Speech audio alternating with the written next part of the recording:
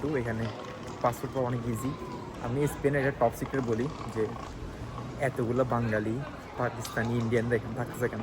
Spain একটা গরিব দেশ, কিন্তু এখানে পাসপোর্ট পাওয়া অনেক ইজি। এখানে আপনি যদি 5 বছর থাকেন আপনি পাসপোর্টের জন্য এলিজিবল। তখন 6-7 বছরের ভিতর আপনি স্পেন পাসপোর্টের জন্য অ্যাপ্লাই করতে পারবেন।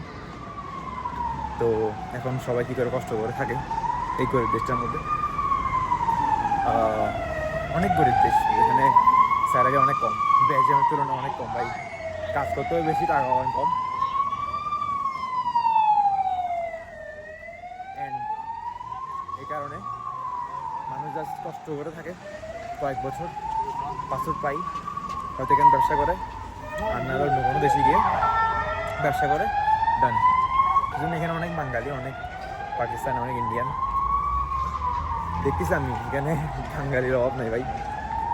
এখানে অনেক দেশ থেকেই এখন মানুষ স্পেন চলে আসতেছে, ইউকে থেকে, অন্যান্য ইউরোপের কান্ট্রি থেকে সবাই চলে আসতেছে স্পেনে শুধুমাত্র পাসপোর্টের জন্য।